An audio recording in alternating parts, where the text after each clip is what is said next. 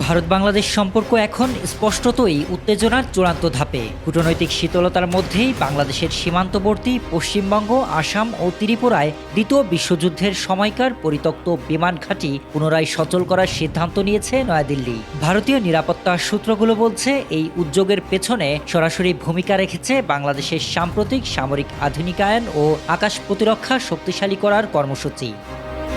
গত এক বছরে বাংলাদেশ বিমান বাহিনী ও এয়ার ডিফেন্স ব্যবস্থাকে আধুনিকায়ন করতে তুরস্ক, পাকিস্তান সহ একাধিক দেশের সঙ্গে প্রতিরক্ষার সহযোগিতা ও সামরিক চুক্তিতে যুক্ত হয়েছে।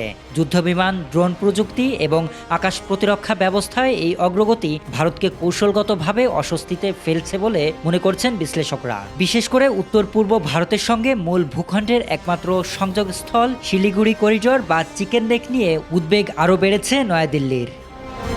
এই প্রেক্ষাপটে বাংলাদেশের লালমনিরহাট বিমান ঘাঁটি পুনর্গঠনের খবর পরিস্থিতিকে আরও নতুন মাত্রা যোগ দিয়েছে। যদিও ঢাকা স্পষ্টভাবে জানিয়েছে এটি সম্পূর্ণ জাতীয় প্রয়োজনে ব্যবহৃত হবে, তবুও দিল্লি কোনো ঝুঁকি নিতে রাজি নয়। ফলে জলপাইগুড়ি, বালুরঘাট, মালদহ ও ধুবড়ি সহ সীমান্তবর্তী একাধিক পুরনো বিমান ঘাঁটি দ্রুত অপারেশনাল করার কাজ শুরু হয়েছে। একই সঙ্গে সীমান্ত এলাকায় সেনা উপস্থিতি বাড়ানো ও সামরিক প্রস্তুতি জোরদার করেছে ভারত। নিরাপত্তা বিশ্লেষকদের মতে, চলমান উত্তেজনা অব্যাহত থাকলে সামরিক চাপ আরও বাড়তে পারে। এমন বাস্তবতায় সীমান্ত ঘিরে যে কোনো আকস্মিক সংঘাত বা সীমিত সামরিক পদক্ষেপের সম্ভাবনাও পুরোপুরি উড়িয়ে দেওয়া যাচ্ছে না, যা দক্ষিণ এশিয়ায় নিরাপত্তা পরিস্থিতিকে আরও অনিশ্চিত করে তুলছে। শরীফ রাহাত, দেশকাল নিউজ।